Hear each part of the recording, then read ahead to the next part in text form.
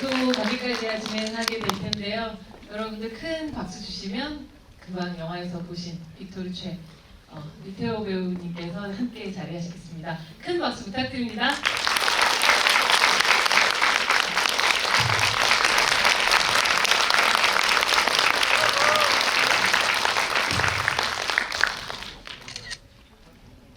저희 인사하고 앉을까요? 네.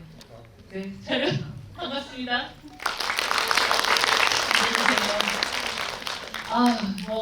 오늘 처음 보신 분들도 계실 테고 몇 번 N차 관람하신 분들도 아마 계시지 않을까 싶은데요. 관객분들에게 특히나 일요일 이 저녁 되게 귀한 시간인데 이 시간 레토와 그리고 또 유태호 배우님과 함께하기 위해서 이 자리에 와주신 관객분들에게 인사 말씀 부탁드립니다. Здравствуйте. 어떻게 Всем привет. Меня зовут Тео Ю. Я из актера фильма «Лето» от Кирилла Серебренникова. 네, 안녕하십니까. 배우 유태호입니다. 박수 부탁드립니다.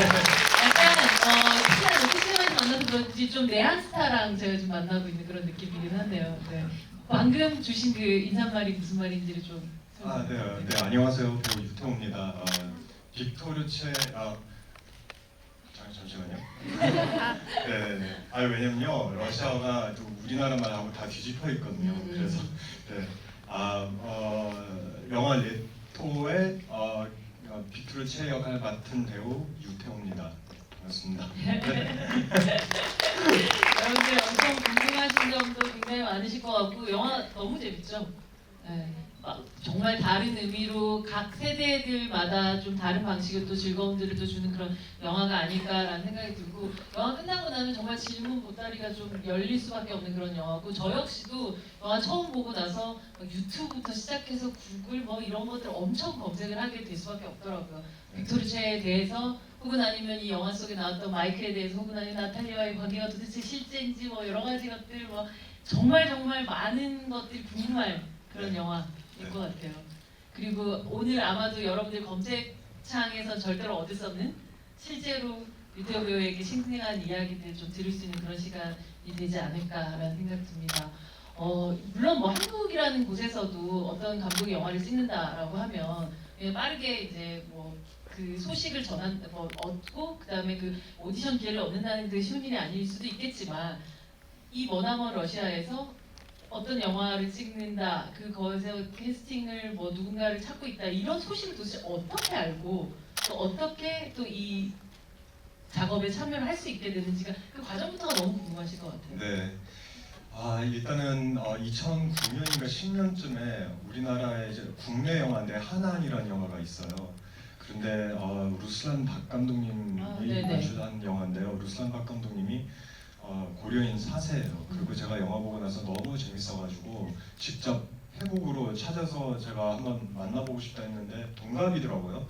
그래서 친하게 지내는 거예요. 그때 지금까지 아직 친구예요. 그런데 재작년 2017년 4월에 연락이 왔어요.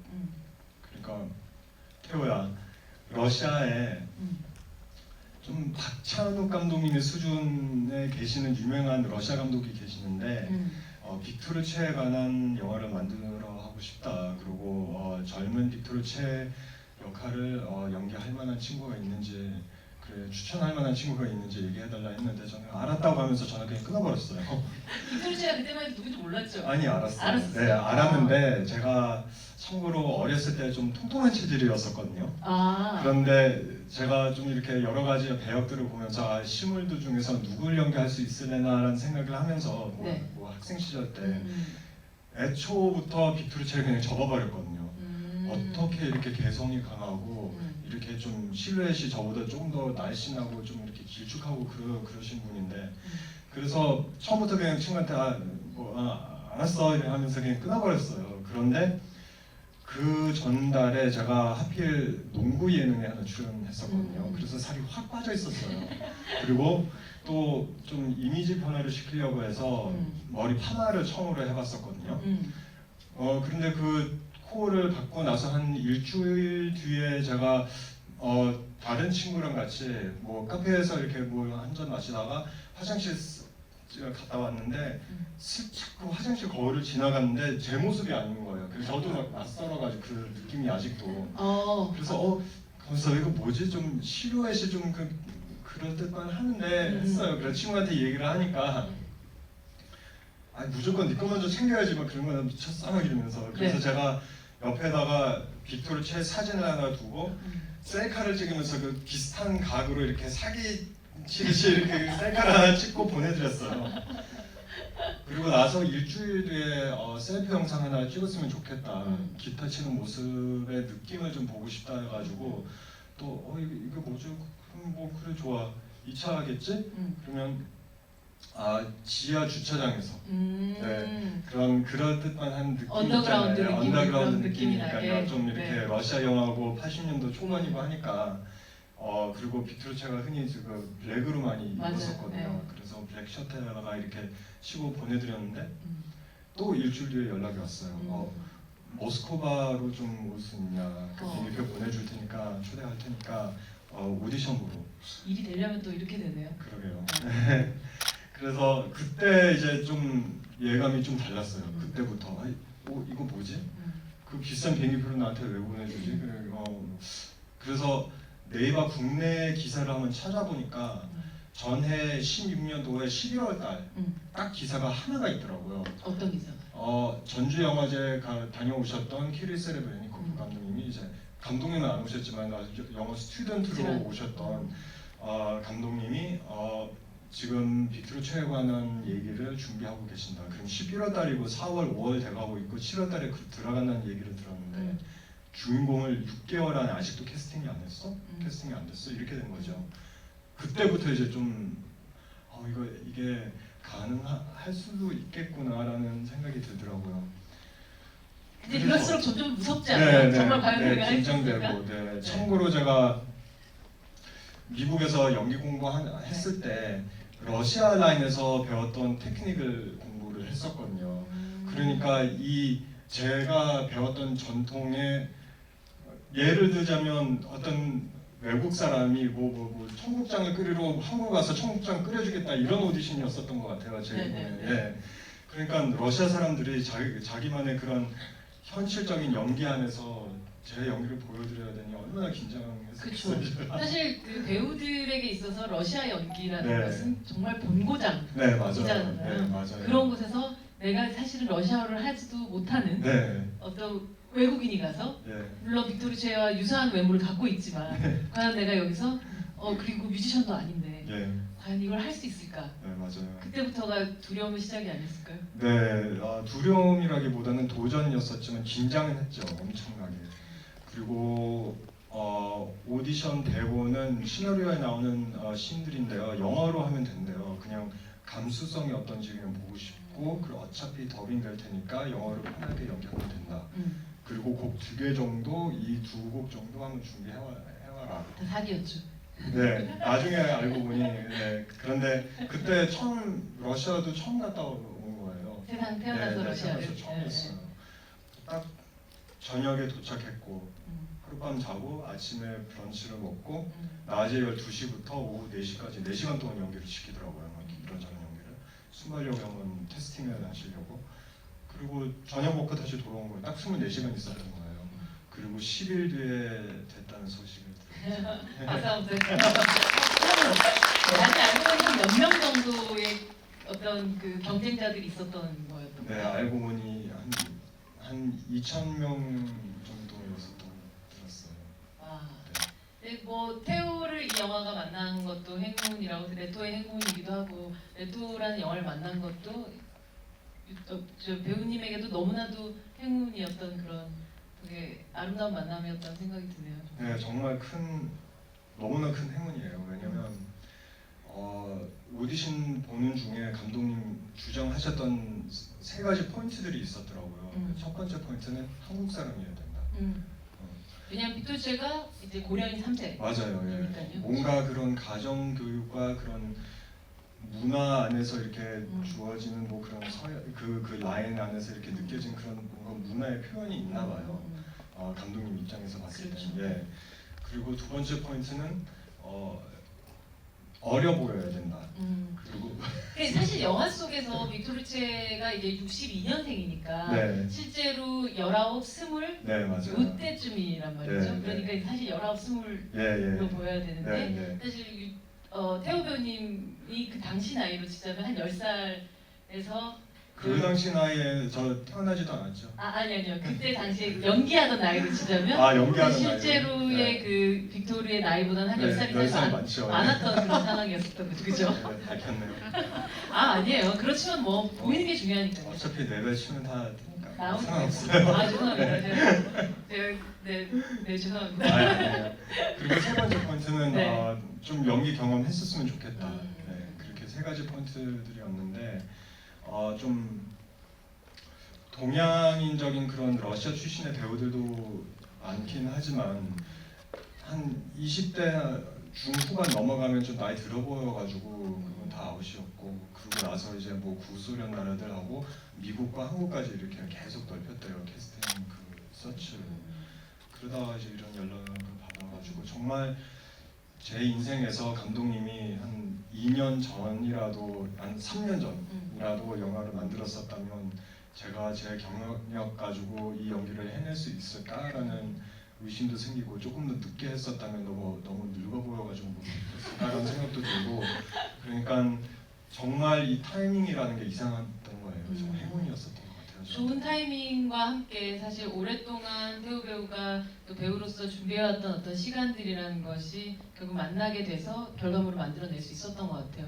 처음 빅토르가 딱 등장할 때 가장 먼저 보였었던 건 뒷모습이고, 그리고 제 눈에 가장 좀 보였던 것이 그게 낡은 기타 가방이었었던 것 같아요. 예. 근데 그 기타 가방이라는 것이 이 사람이 지금까지 어떻게 그 가방을 들고 얼만큼 오랫동안 있었나 하는 느낌 같은 것들이 태호 배우의 어떤 그 지난 과거 얼만큼 그렇게 노력해 왔는가에 대한 부분들도 살짝 보이면서 시작했던 것 같다는 생각이 들기도 했거든요. 네.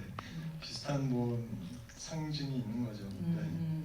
그만큼 이 영화 속에서 물론 뭐 음악을 뭐 아예 기타를 잡아본 적도 없다거나 뭐 이런 것도 아니고 네. 외국어라는 것을 안 해본 사람도 아니고 사실 다양한 언어들을 거쳐와서 여기까지 온 사람이기 때문에 그것이 어렵진 않겠지만 다시금 들어가야 되는 엑스트라의 노력이라는 게 엄청났을 것 같다는 생각 들거든요. 네. 일단은 제 한숨을 네. 러시아어부터 시작을 예, 해볼까요? 러시아부터 복합적으로 많은 상황들이 있었는데요. 그런데 일단은 미친 듯이 준비한 것 같아요. 3주 동안 3주를 앞두고 이제 크랭킹이 되는 거니까, 그러면 하루에 최소 한 몇 시간 잘 수 있나라는 고민을 하게 되더라고요. 한 5시간 정도 자면 피곤하지만 살아남을 수는 있겠구나 집중하고, 나머지 하루는 19시간이잖아요. 그렇죠. 네. 동안도 유지해야 된다. 네. 운동도 해야 되고 뭐 식단도 해야 되고 그러니까요. 하니까. 네. 그래서 시나리오의 저의 대사와 음악을 씬별로 찢어서 벽에다가 이렇게 걸어놨고요. 그리고 그 한 문장을 한 단어로 이제 쪼개놨고, 그리고 그 한 단어를 소리로 쪼개놨어요. 그래서 내가 오늘만큼 할 수 있는 시간이 있나? 예, 그래서 그냥 소리가 몇 개인지 쉬어가지고 한 소리에 몇 시간 동안 투자해서 입에다가 붙게 해야 되는 그런 단순무식하게 외우기 시작했어요. 과학적인데요, 근데? 네. 그냥 시간 경력표를 그냥 아주 철저하게 짠 거예요. 네. 그래서 오전 뭐 1시간은 이 소리에다가 이 씬, 뭐 1시간 이건 잘 붙으니까 이건 짧게, 이건 뭐 안 붙으니까 더 많이, 뭐 오후에는 리허설, 저녁에는 기타, 뭐 몇 시간은 뭐 스피치 선생님, 뭐 그런 식으로 그냥 집요하게 외우기 시작한 거죠. 사실 근데 연기라는 거는 그런 암기라는 게 기본이 되어야 하지만 또 카메라 앞에 서는 순간은 가장 세상에서 내가 한 20년 동안 입었던 옷처럼 네. 자연스럽게 들어와야 되는 부분들이 있잖아요. 예. 그것도 네. 너 어떻게 하는지 잘하는지 못하는지 보자 네. 라고 하는 사람들 앞에서. 네, 맞아요. 네. 제가 그 레닌그라드에 있는 락클럽이 있잖아요. 그 락클럽 씬을 영화 속에 나오는 영화 거요? 속에 나오는 네. 락클럽 씬을 2회차 때 찍었거든요. 그러니까 초반에 찍으니까 일단 그 3주 동안 그냥 혼자서 호텔방에서 그냥 미친 듯이 연습하다가 갑자기 엑스트라 분들 350명 앞에서 해야 되는 거예요. 그거를. 근데 상상해 보세요. 그냥 우리나라에서 서양 배우가 와가지고 김광석 연기를 하겠다 하면 우리가 어떻게 쳐다보겠어요. 네. 그런 기분이었어요. 그러니까 매일매일 어마어마한 기싸움을 하고 있었던 거죠. 그냥 각각의 네. 사람들과 네, 이제 사람들은 저한테 기싸움한 건 아닌 것 같긴 하는데 제가 혼자서 그냥 막 기 죽지 않으려고 잠도 많이 못 잤고 계속 감독님의 연출을 믿고 눈 감고 믿고 그냥 간 거예요. 그러다가 그래도 서서히 동료 배우들의 저의 열정을 보면서 좀 인정을 하기 시작하고 네, 친밀해지기 시작하고 참고로 또 러시아 사람들이 참 신기한 사람들이에요. 왜냐면 백인 사람들이긴 하지만 유일한 백인들이 우리가 동양 사람이다라는 그런 정서를 가지고 있어요. 그러니까 인터뷰도 보면 우리의 그 동양 쪽 위 앤드 이스트, 웨스트 쪽이 아니고 이스트 이런 얘기를 항상 하거든요. 이상한 징크스도 많고요. 그런 술 먹고 바로 친해진 그런 문화도 있고요. 여러 가지 좀 이렇게 정서가 맞는 부분이 있더라고요. 네, 그래서 그런 식으로 또 친해졌고 리허설 할 때도 편해졌고 그러다가 뭐 물론 계속 긴장은 했지만 그래도 좀 많은 도움을 받았던 것 같아요. 영화 속에서 보면 빅토르가 항상 노래를 부를 때도 그렇고 항상 이렇게 턱을 조금 쳐 올리고 이렇게 네. 치켜 올리고 네, 약간 허공을 보는 듯한 네. 제스처들이 굉장히 많았던 것 같아요. 네, 그래서 좀 찾아봤는데 빅토르츠의 사진이나 물론 영상에서도 그런 느낌들이 있지만 유독 이 영화 속에서 태호 씨가 연기하는 그 빅토르는 훨씬 더 그걸 강조하고 있는 느낌들이 있었거든요. 네 맞아요. 이제 제가 찾았던 영상 자료들 보면 나중에는 그러진 않지만은 네. 어렸을 때는 항상 공연할 때 마이크를 조금 더 위로 이렇게 걸어놓더라고요. 같이 다른 가수들하고 네. 비교했을 때. 그리고 감독님도 항상 턱을 올려라. 턱을 올리면 좀 실루엣이 비슷하니까 조금 더 그런 느낌을 살리기 위해서 항상 그런 각도를 요구했었어요. 근데 정말 그런 실루엣을 비슷하게 만들려는 아주 감독님의 치밀한 얼굴이 비슷해 보이려는 그런 그 계략도 있으셨겠지만 네. 실제로 그 느낌 자체가 이 친구에게 이미 들여져 있는 어떤 비극, 굉장히 공허하면서도 허공을 바라보는 듯한 느낌 같은 것들이 이 유태호 씨가 연기하는 어떤 뭐라 해야 되지? 진짜 이 빅토르랑 너무나 어울리는 그런 몸짓이었다는 그런 생각이 들어서 굉장히 머릿속으로도 계속 생각하면 이제 앞으로는 빅토르는 허공을 바라보는 빅토르 같은 네. 느낌일 것 같다는 생각이 네, 들기도 네. 했었어요. 네, 감독님도 말씀하셨던 것 중에 하나가 모든 거를 흉내낼 필요 없다. 많은 사람들이 오디션 봤을 때 그냥 우리가 지금 흔히 알고 있는 그런 멋있는 빅토르를 알고 있고 뭔가의 변화의 상징, 그 야성의 그런 락카 그런 느낌을 알고 있는데 그런 요소들을 그냥 살짝 집어넣자. 이 어린 친구가 나중에 우리가 알게 된 빅토르가 될 수 있을 만한 느낌만 주자라는 연출을 하시더라고요. 네. 근데 정말 빅토르 최의 영화가 만들어진다라고 얘기했었을 때 당연히 이 영화가 빅토르 최의 어떤 일대기를 담은 사실 일대기라고 해도 이 영화 속에 여러분들 끝에 빅토르 최의 얼굴에 뜬 숫자에서 아셨겠지만 62년도에서 90년도 그러니까 28살의 나이에 세상을 떠난 정말 요절한 그런 가수였기 때문에 그 일생을 정말 짧고 찬란했던 일생만을 그리는 영화가 아닐까라고 생각하고 보시는 분들도 분명히 있으셨을 것 같은데 실제로 영화를 보면 굉장히 다른 영화 어쩌면 빅토르츠의 비긴지 같은 그런 영화가 그쵸. 탄생을 하게 된 거죠. 네. 근데 영화 보면 그 젊음이라는 것 말 그대로 그 빅토르츠가 신화가 되기 이전에 사람으로서의 이 사람의 변화들 같은 것들 아주 그 청춘에서 이 사람이 원래 가지고 있는 엑기스가 무언가가 좀 보여지는 그런 느낌이었던 것 같아요. 보통 사실 아주 신인이고 뭐 태호 배우도 그런 느낌들을 많이 받으셨겠지만 어떤 그 잘 나가는 사람들이 있는 어떤 공간으로 처음 들어간 게 그 바닷가 씬이잖아요. 그렇죠. 네, 그랬을 때는 누구한테라도 눈에 띄게 싶어서 굉장히 그 근처에서 잘 보이고 싶어 하는 것이 보통 신인들의 자세이거나 대부분의 사람들이 그건데 네. 이 영화 속에서 빅토르는 계속해서 누구한테도 그렇게까지 자기를 어필하지 않으려고 하는 그런 느낌을 받았었던 것 네, 같아요. 네, 네. 그게 제가 처음에 태호 배우를 만났었을 때 느낌 한 10년 전에 제가 처음 네, 뵀었는데 맞아요. 한국에 무슨 연출이 있는 것도 아니고 우리 흔히 얘기하는 뭐 학연 지연 뭐 이런 것들이 하나도 없는 그런 배우인데 다른 감독들이나 혹은 뭐 이런 사람들이 모여있는 자리에서도 뭔가 이렇게 열심히 엄청 어필을 하는 그런 스타일의 배우가 아닌 거예요. 그래서 저 사람은 어떤 자신감을 가지고 있기 때문에 저렇게까지 당당할까?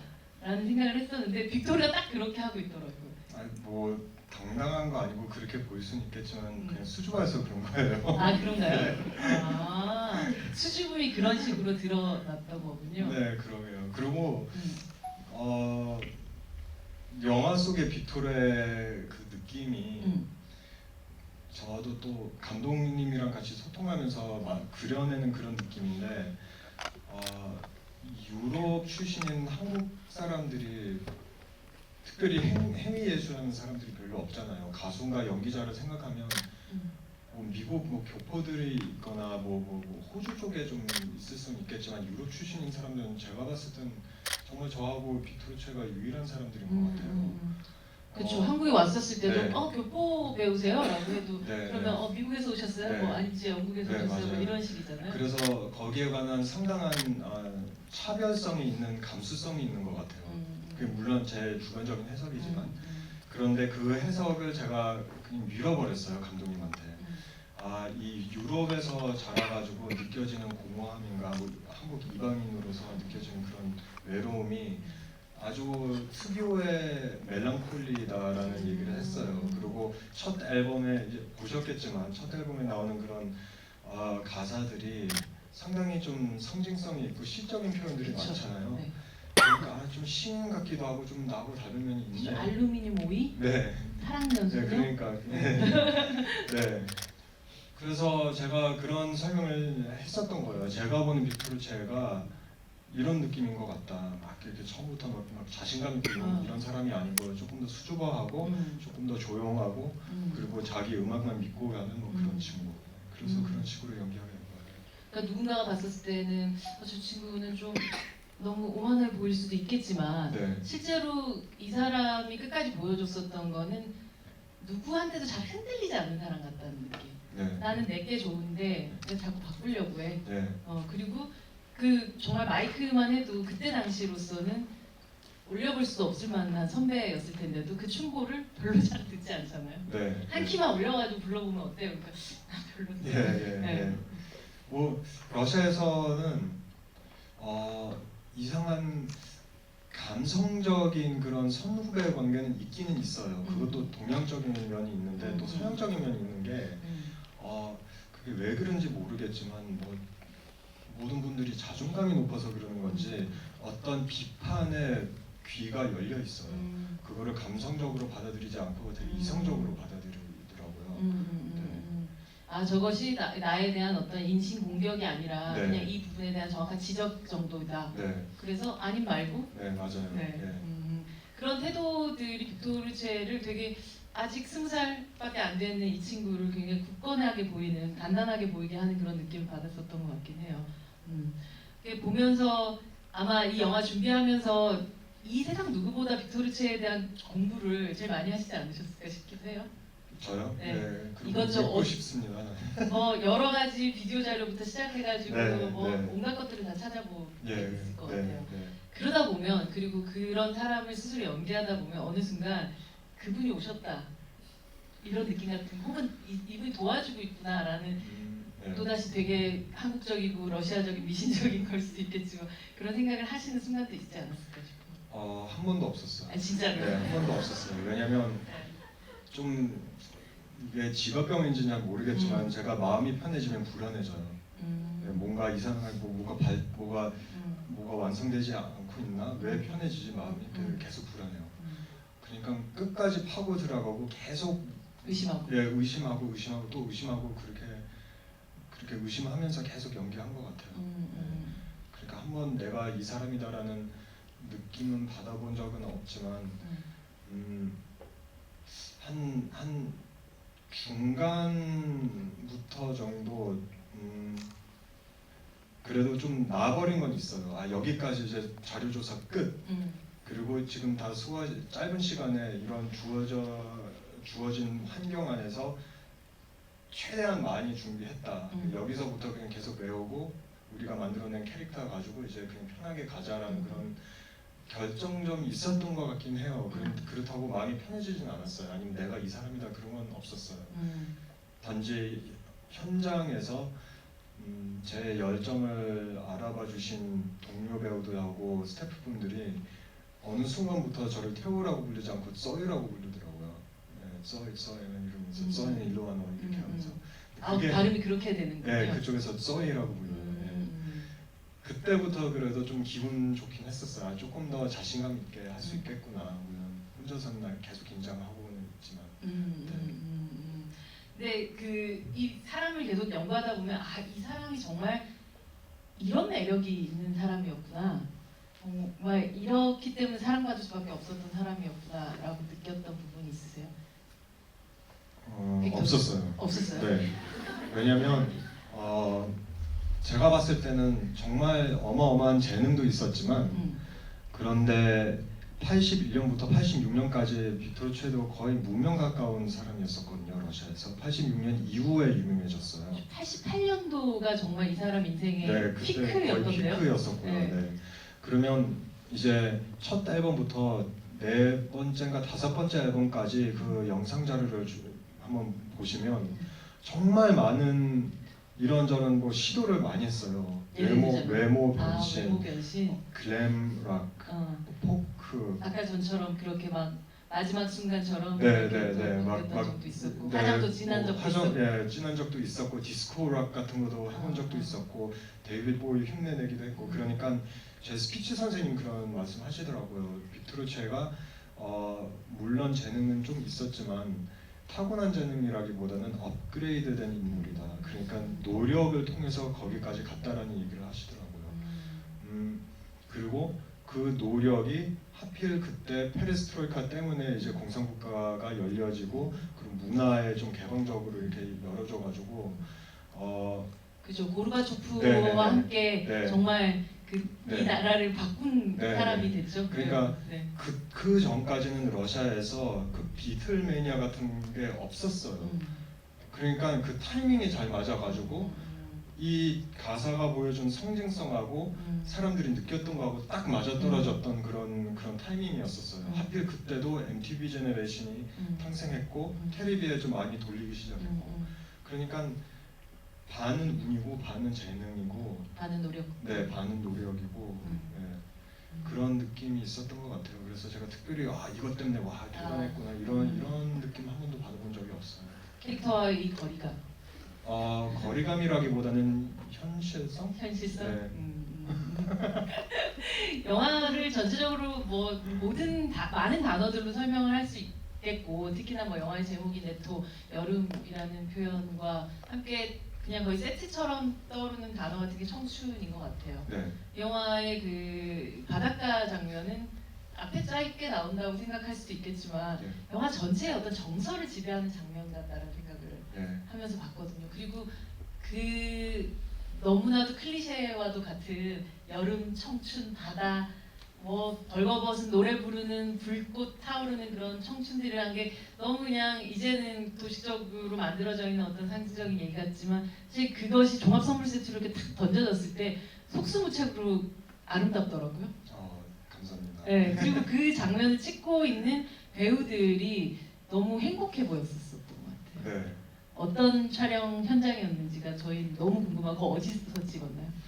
실제로 레닌그라드 해변에서 찍었어요. 네, 찍었고 그날 그 해변 사람 없는 곳이에요, 거기가? 네, 좀 여름에도 너무 이제 넓어가지고 네. 사람이 많아도 저기 멀리 보이지 막 이렇게 한 군데 모여있지는 않아요. 같이 친분이 있는 사람들이 아닌 이상. 해운대 같진 않군요. 네, 맞아요. 좀 넓고 그래서 처음에도 헤매다가 이렇게 찾으러 가잖아요, 영화 속에서. 그렇죠. 네, 그리고 그날에 그 해변에서 한 4박 5일 정도 지내서 그 장면들을 찍었는데 정말요? 네, 그때는 제가 시나리오에 그렇게 안 나와 있거든요. 그냥 그 곡을 치면서 사람들이 즐겨한다라고 나오지 불 붙고 뭐 뛰어들고 막. 네, 저도 깜짝 놀랐어요 그 순간에. 그렇죠. 배우들이 또 어디까지 노출할 것인가도 좀 네네네. 서로 또 얘기를 또 해야 되는데. 아니 근데 지네들끼리는 알고 있었던 것 같아요. 저 일부러 애먹으려고 혼자서 너무 걱정하고 있는데 네. 이렇게 놀리고 참. 어쨌든 간에 놀랬는데 한 택 두 택 하고 나서 아 이런 느낌이구나 하고 빨리 정리하고 아 그러면 이렇게 해서 또 이런 식으로 연기해야 되겠구나라는 생각을 했었고 그런데 또 러시아 배우들이 좀 그냥 마지막 컷이고 이제 뭐 밤에 찍으니까 진짜로 보드카 마시자 갑자기 진짜요? 막 보드카가 오는 거 막 다들 막 보드카 마시고 러시아에서 보드카를 마시면 진짜 보드카를 마시고 제대로네요. 막 제대로 막 옷을 벗고 재밌었어요. 아. 네, 재밌었어요. 내 인생에서 다시 올지 않을 그런 여름밤이었을 것 같다는 네 생각이 맞아요. 드네요. 네. 와 4박 5일 찍었다고 네. 그렇게까지 길게 찍을 이유는 없었던 것 같은데 그렇죠. 실제로 쓰는 장면으로 치자면 한국으로 치면 하루 만에 찍을 수도 있는 충분한 장면인데 어쩌면 그 전체의 팀워크들이란 걸 좀 만들어가는 그런 것도 네. 없잖아 있었고요. 그리고 날씨의 변수 그리고 중간 중간에 또 그날의 에너지를 많이 보시더라고요 감독님이. 그 배우들의 호흡, 그 연극 극단을 운영하고 맞아요. 계시거든요. 네. 모스크바의 고글센터라고 디렉터예요. 그런데 매일매일 사전으로 제가 뭘 물어봐도 나도 몰라. 그날 가서 봐야 돼. 뭐 이런 대답을 맨날 주셨거든요. 네. 그래서 매일매일 조금씩 찍어가고 그리고 그 현장에 한 중간쯤에 찍었는데 해변 씨는 그때 실제로 살아계신 나타샤 노멘카가 놀러 왔거든요. 와. 해변에. 저도 그때 처음 만났었고 등장하시진 않으셨죠? 등장은 안 했어요. 그런데 오셨으니까 또 다 완전히 얼어버리고 다 같이 한번 인사. 또 징크스가 있어요. 사실 누가 손님 오거나 배우가 현장에 오면 다 같이 악수를 한번 해야 돼요. 촬영 감독님도 그냥 카메라 놓고 악수. 그것도 한 30분 잡아먹고. 그러니까 신기해요. 아주 신기한 문화예요. 이거 사소한 하나지만 그런 것들이 뭐 징크스도 한 10개 모여봐요. 그럼 하루가 지나가요. 촬영을 못하고. 그러니까 또 벌써 밥 먹어? 알았어 그래. 그래 그 100컷 찍었어? 또 술 먹어야지. 100컷 찍었어? 이런 거 있잖아요. 네. 아니 그럼 나타샤님이 직접 오셨으면 네. 이리나 그러니까 나타샤를 연기했었던 이리나 배우 같은 경우는 네. 정말 빅토리체가 현장에 온 태호 씨 같은 느낌이었을 거 아니에요. 엄청 긴장하지 않았어요? 이리나는 이미 나타샤를 사전으로 만났어요. 조사하는 차원에. 근데 저는 처음이었었고 그 마이크 역할 맡았던 배우 로마도 처음이었었어요. 그런데 제가 처음에는 그냥 같이 그 분장 트레일러에서 앉아서 메이크업 받으시더라고요 옆에서. 정말요? 네. 근데 왜 받으시냐고 이렇게 옆에 통역한 분한테 물어봤는데 그때 비하인드를 찍고 있다고 그때 알았어요. 그러니까 이 영화 안에 등장 인물들 중에서 실제로 아직도 살아계신 분들이 많거든요. 지금 할아버지 할머니들인데. 그 메이킹을. 네, 메이킹을 현장에 와서 다 인터뷰하고 솔직히 이것도 오늘 처음 공개하네. 솔직히 이 메이킹 인터뷰들을 영화 안에다가 편집해서 넣으려고 했었던 거예요. 네, 실물들의 약간 인터뷰. 다큐멘터리와 네, 그래서 왔다 갔다 하면서 하려고 했는데 이게 영화 시간이 4시간 넘으면 안 되니까 그냥 편집하고 따로 비하인드 다큐를 만들었는데 그거 너무 궁금하네요. 저도 궁금해요. 이미 러시아에는 이미 개봉했어요. 그래요? 네. 한국에서도 만날 수 있을까요? 그게 저기 에트나 배급상 대표님한테 물어봐주세요.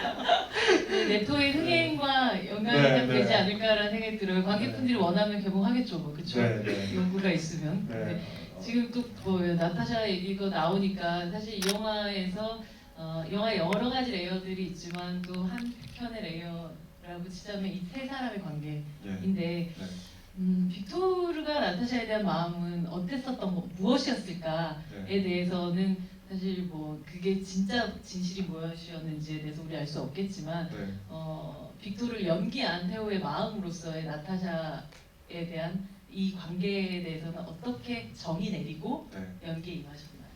저는 썸 탔다고 생각해요. 썸? 네, 썸을 탔고 그리고 사랑에 관한 가능성을 봤는데 일찍 이렇게 잘라놨으니까 저기 나타샤가 그렇게까지 발전은 안 됐지만 실제로 나타샤도 엄청 긴장했어요. 이 이야기를 발표했을 때 2년, 그랬겠죠. 네, 3년 전에 발표했었거든요. 인터넷 통해서. 네. 네, 그러니까 그래서 그분이 직접 발표한 네. 이 이야기를 베이스로 해서 만들어진 네, 영화잖아요. 맞아요. 그래서 러시아에서도 심지어 관객분들이 몰랐던 이야기예요. 아, 그렇겠네요. 네. 네. 그래서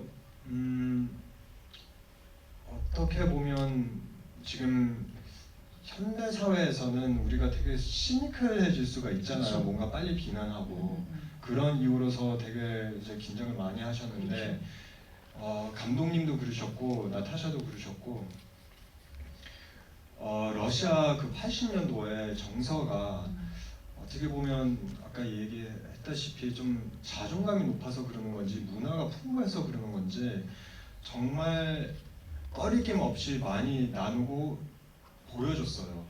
그 뉴드비치 씬도 어떻게 보면 상징성이 있을 수도 있지만 옷 벗고 다 까놓고 다 보고 다 이렇게 노는 거 그게 자유인데 자연스럽게 이렇게 노는 건데 그런 식으로 비슷하게 자연스럽게 그냥 자기의 감수성에 대한 소통을 했었던 시절이었어요. 히피 문화가 조금 늦게 도달한 느낌도 그러니까요. 들겠네요. 그러니까 대부분 우리가 이게 좀 어려운 감수성인 것 같긴 하지만은 접근하기가 어려우면 그거를 단어화시키려고 하잖아요. 네. 그러면 단어화시키면서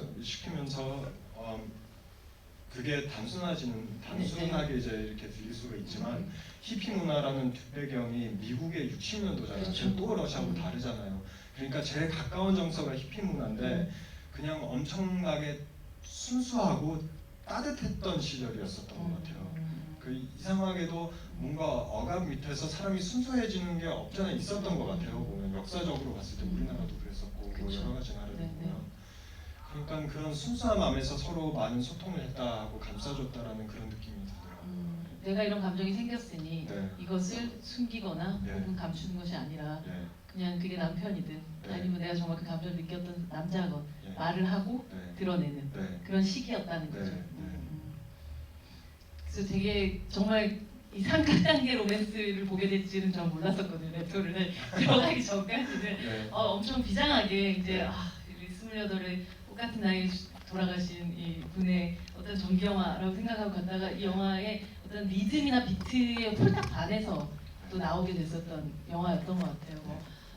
너무나도 아름다운 장면들이 그리고 그 부분만 정말 따로 저장해놓고 싶은 장면들이 너무 많지만 네. 저 개인적으로는 패신저 나오던 228 패신저가 나오던 그 전차 장면을 네. 제일 좋아하는데 네. 배우님은 어떠세요? 어떤 장면 가장 좋고 또 어떤 대사가 뭐 자기 대사가 아니어도 좋고 네. 가장 이 영화 속에서 남는 실은 그 초현실적인 시퀀스들 안에서는 저기 사치 퍼펙트가 마음에 들었어요. 마이크가 비를 마이크가 비를 그냥 맞으면서 자기 혼자 그 실험을 네. 시켜놓고 본인이 또 이렇게 촬영하게 또 그렇게 좀 울컥하게 되더라고요. 네. 그런데 그냥 영화 속의 한 장면은 마지막 장면인 것 같아요. 마지막에 무대에 서던 네.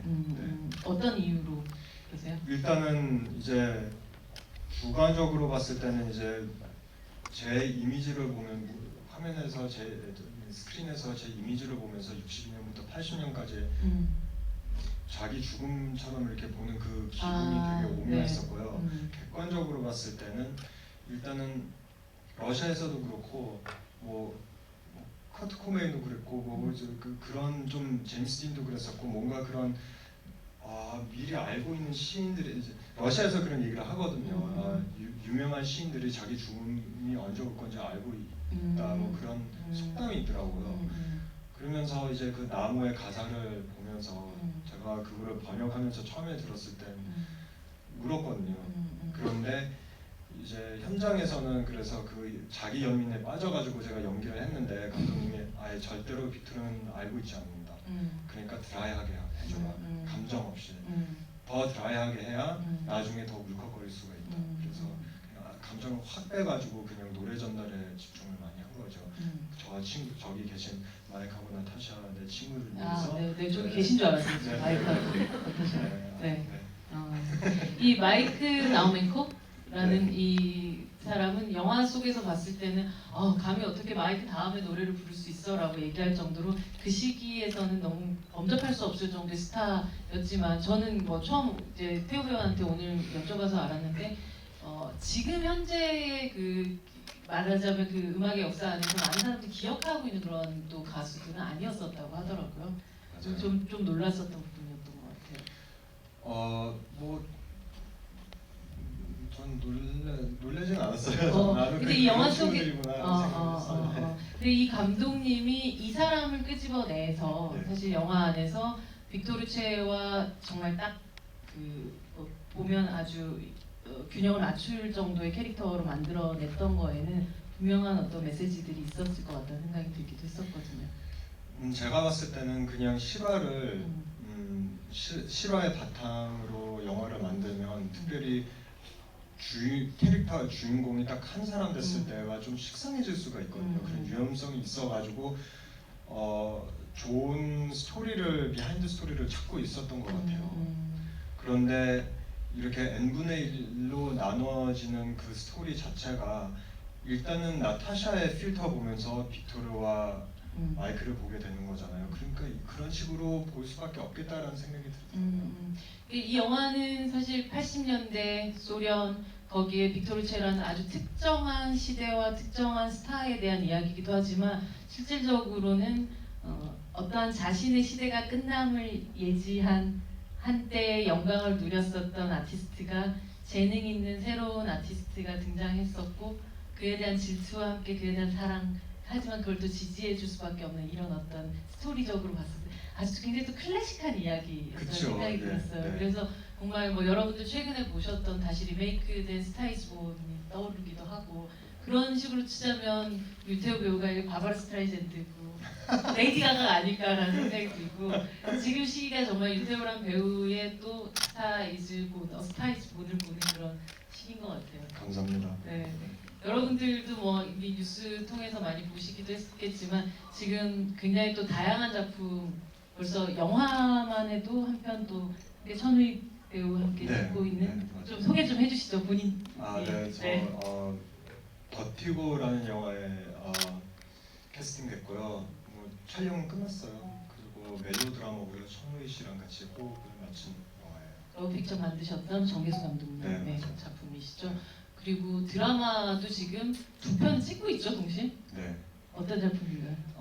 아스달 연대기하고 네. 베가본드라는 드라마. 아스달 연대기는 송중기 씨랑? 네. 제가 좀 설명을 좀 자랑만 해주세요. 본인이. 그런 걸 잘 못해가지고 죄송합니다. 네. 정동건 선배님하고 송중기 씨 출연한 아스달 연대기 그리고 이승기 씨하고 수지 씨 출연한 베가본드. 작품. 근데 정말 지금도 계속해서 시나리오가 엄청나게 또 들어오고 있고 뭐 이런저런 정말 올해 2019년이 엄청난 한 해가 될 것 같네요. 감사합니다.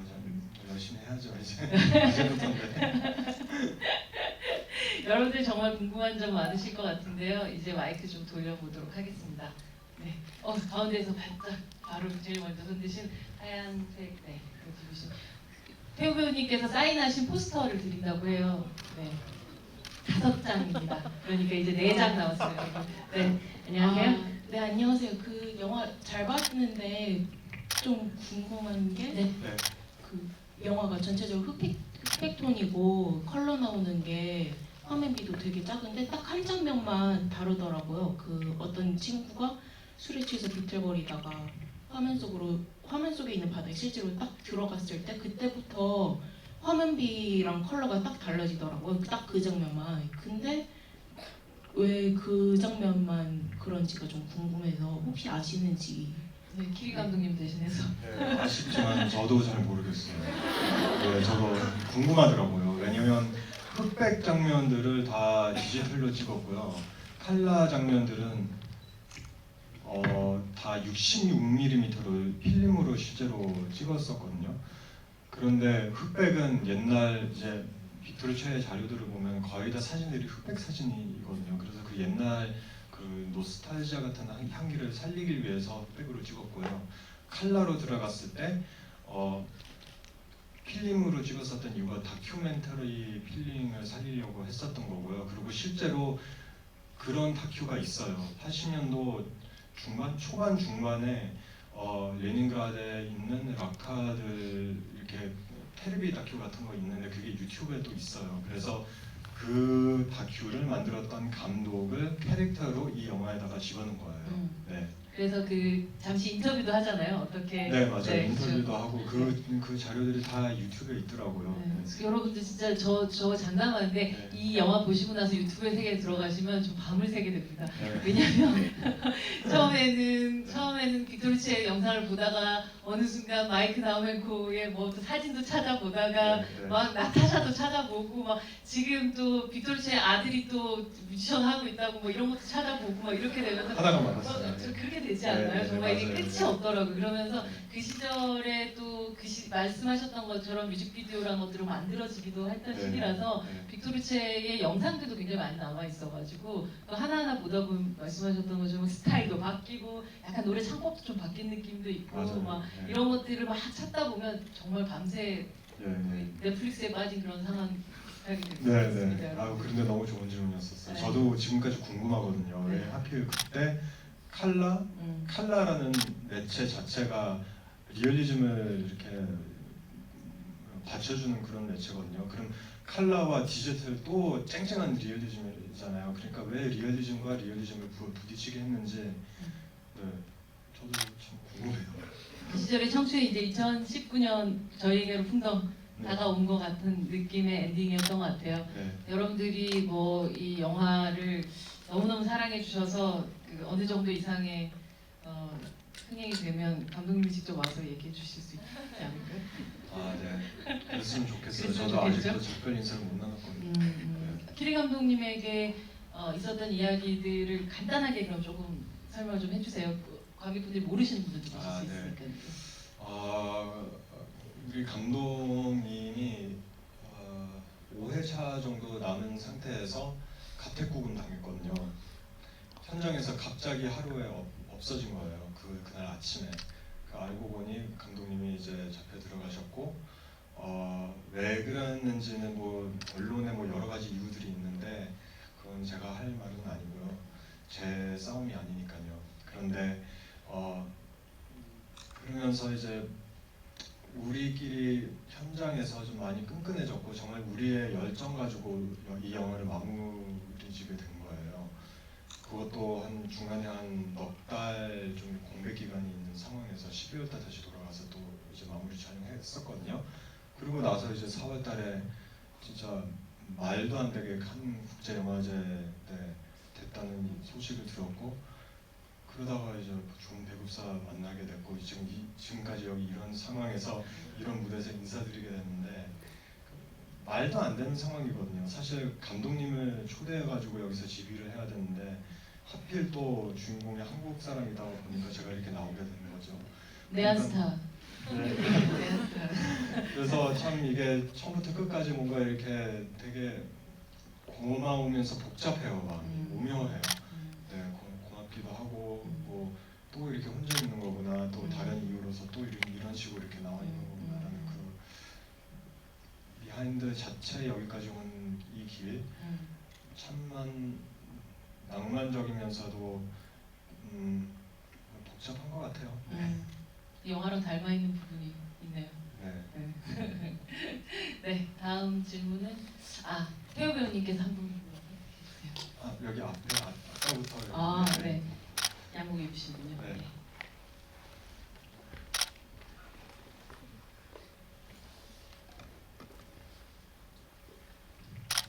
네, 안녕하세요. 안녕하세요. 영화 너무 잘 봤습니다. 감사합니다.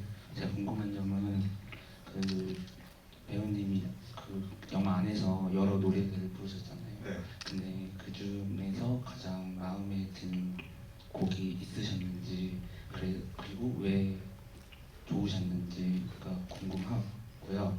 그다음에 하나 더 질문하자면 레토가 이제 여름이잖아요. 태호 배우님의 여름날이 언제였는지 참 궁금합니다. 마지막 질문. 유태호 배우님의 인생의 여름은 언제였나 하는 아주 은유적인 상징적인 그런 질문을 해주셨어요. 가장 좋아하는 노래는 어떤 노래예요? 가장 좋아하는 노래는 마요 두루지아라는 곡인데요. 연습실에서 시작하다가 이런 스타일로 할까 저런 스타일로 할까 같이 좀 이렇게 투덜거리잖아요. 좀. 친구들하고요. 네, 친구들하고 네, 네. 밴드 멤버들하고. 네, 내 스타일대로 하고 싶어라고. 네, 그리고 주장하고. 나중에 이르이나랑 같이 이렇게 밤을 샐 때 마이크가 따로 나와서 그 곡 한 번 더 들리게 되잖아요. 근데 그 이유는 제가 옛날 곡들을 찾아보다가 유튜브에 아주 정말로 그런 아파트 콘서트에서 현장에서 녹음되는 그런 파일이 있어요. 그래서 들어보면 너무 뭐라고 해야 될까? 빅토르체 특유의 그 하모니가 음악을 밝은 음악도 슬프게 표현해요. 항상 마이너로 끊어져요. 뒤에 뒷부분이. 근데 기억이 잘 안 나서 근데 조금만 들려주시면 안 돼요? 야나자와 키프셴 스테크레 트럼바야 발생리 수유 플라히에 슬라바게 이 곡이에요. 네. 그런데 뭐 노래 시키려고 어떻게 시킬 수 있을까라고 생각했던. 그래서 일단은 멜랑콜리에서 좋아한 거예요. 왜냐면 뭐 자기 뭐 창문에다가 손가락으로 욕을 쓰고 있는 그 느낌 자체 새벽에 그 트랄레이부스를 타면서 그 느낌 자체가 너무 묘사가 좋잖아요. 그거 듣는 순간에 번역하고 듣는 순간에 그때도 한 번 눈물이 흘렸어요. 내 인생의 여름은 언제? 그건 죽어봐야 할 수 있을 것 같아요. 지금 여름이면 저는 좀 속상할 것 같아요. 네. 지금은 어디 초봄? 그러게요. 초봄이었으면 좋겠네요. 네, 다음 질문으로 갈게요. 저 뒤에 저기 남자분, 네, 여자분인가요? 죄송합니다. 남자분이시죠? 네. 제가 눈이 지금 좀 앞이 잘 안 보여요. 네.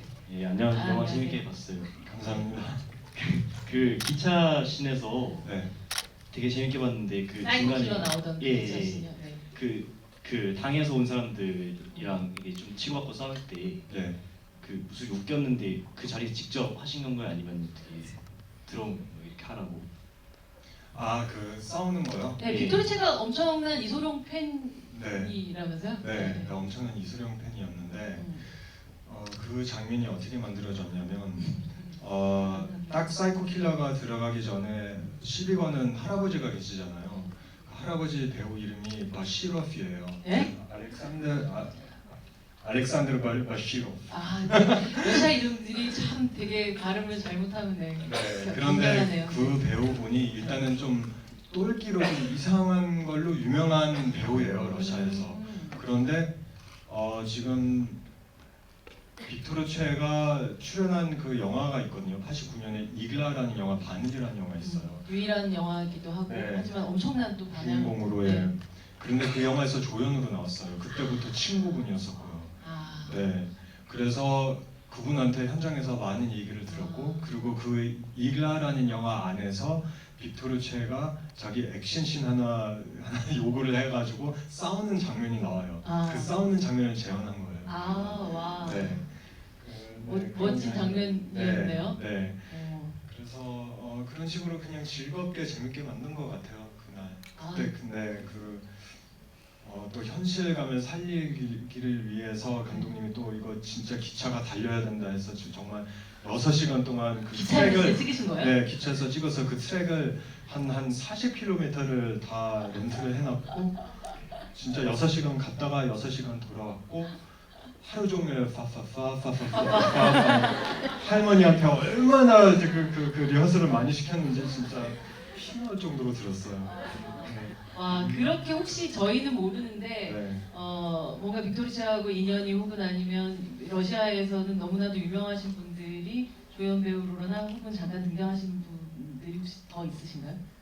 실제로 영화 속에서 등장한 조연 배우들 중에서 바시로프가 제일 센 사람인 것 같아요. 그 다른 분들은 빅토르체가 그 문화랑 같이 이렇게 같이 함께 했었던 사람들은 아니지만 러시아에서 그때 엄청 유명한 사람들이에요. 그 막 노래 It's a Lovely Day, Perfect Day 노래 부르시는 그 여자 엄청나게 전사적인 할머니이시고 그리고 빨간 옷 네, 할머니. 네네네. 그리고 아파트에서 저기 머리 없으신 머리 미르신 제가 용돈 제가 받잖아요. 네네. 그분도 아다진스키라는 배우인데요. 제가 너무 좋아하는 개인적으로 배우예요. 왜냐면 괴테의 파우스트에서 메피스토 역할로 나오는 한 독일 영화에서 악마로 나오는 배우인데 너무 연기 잘해요. 러시아 배우인데. 러시아 배우인데. 네. 아. 그리고 저는 그 문지기도 굉장히 궁금했었어요. 문지기 이렇게 문을 계속 닫고 그 콘서트홀에서 항상 그분요? 네.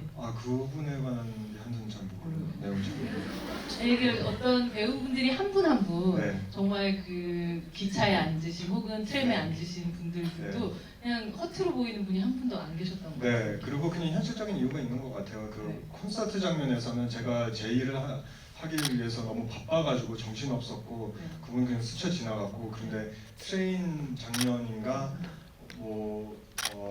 파티 장면에는 좀 여유를 부릴 수 있었던 거예요. 그래서 좀 더 잘 알게 됐고 비하인드도 알게 됐고 그랬었던 것 같아요. 네. 네. 네, 또 다음 질문 받도록 하겠습니다. 태호 배우님께서. 네, 마지막 질문이 될 것 같아요. 마지막 질문이요. 네. 저기 오른쪽 중간에 이렇게. 네. 네.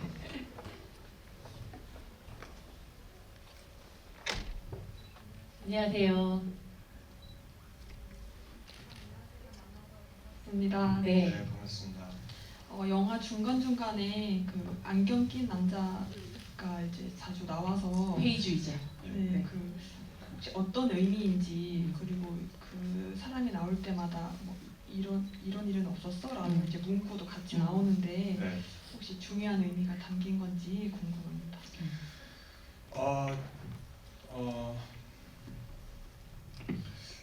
감독님이 모스크바에서 많은 연극들을 올려요. 근데 제가 가서 셰익스피어 연극을 하나 보고 왔거든요.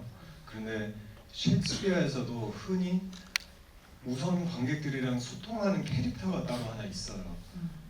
앞으로 이야기가 이렇게 펼쳐질 거다 이렇게 하면서 막 이렇게 변사죠, 변사. 변사라고 하나. 네. MC를 그렇죠. 그냥 한국의 MC라는 캐릭터도 음. 있어요. 그쵸. MC라는 캐릭터, Master of Ceremony.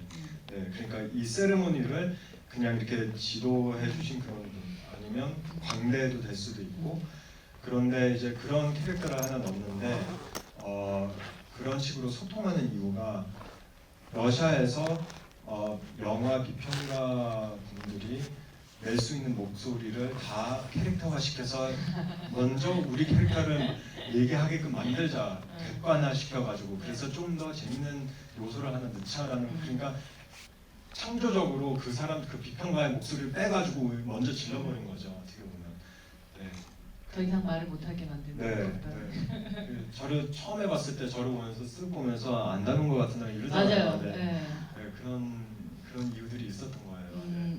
그 역할 연기하는 배우가 너무 매력적이잖아요. 92년생 배우시더라고요. 네, 맞아요. 제가 찾았어요. 알렉산드로 쿠즈네초프. 맞죠. 근데 보니까 아주 매력적인 젊은 배우들이 정말 많은 그런 그쵸. 그 지금 러시아에서 가장 떠오르는 배우들을 다 네. 이렇게 종합 선물 세트처럼 모아놓은 그런 작품이었던 것 같아요. 네, 다 여기 포스터가 잘 보이는지 잘 모르겠지만 저희 둘러싸 앉아 있는 그 배우들이 다 고글센터 출신들이에요.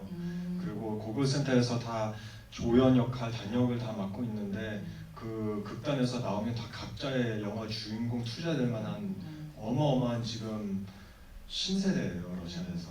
네. 신세대라 말하니까 되게 안 신세대. 그러면 제너레이션 X라고 해야 되나? 제너레이션 X요. 네, 정말 근데 진짜 반짝반짝하는 그런 여름의 청춘의 배우들이 다 모여 있고 그 중간에 유태오란 배우가 가장 또 반짝이었던 그런 작품이 바로 레토란 작품이었던 것 같아요. 네, 네. 너무 사랑스러운 작품이었고 저도 이렇게 한두 번 더 보다 보니까 안 보였던 부분들도 너무 보이고 너무 재밌게 더욱더 음악도 더 즐길 수 있고 그 관계들도 다시금 보이기도 했던 그런 작품이었었던 것 같습니다. 여러분들 뭐 지금 굉장히 추운 겨울이지만 잠시라도 여름의 기운을 느낄 수 있는 그런 영화였을 거라고 믿어 의심치 않으면서 마지막으로 저희 태호 배우님의 인사를 또 들으면서 이 자리 마감하도록 하겠습니다. 네,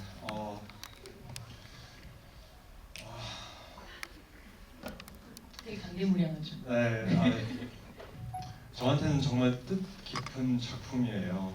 뒷배경을 들으셨으니까 무슨 의미인지는 아실 것 같긴 하는데 러시아 영화이면서도 불구하고 흑백 영화이면서도 불구하고 생각보다 좀 즐길 수 있는 영화잖아요. 좀 청춘 이야기도 하고 안에도 그런 뮤지컬 장면들도 있는데 네, 가벼운 마음으로 즐길 수 있는 영화니까요. 입소문 좀 많이 내주세요. 네. 그리고 이렇게 오늘 이렇게 많이 와주셔서 감사합니다. 네, 새해 복 많이 받으세요. 네, 여러분들 너무 감사드립니다.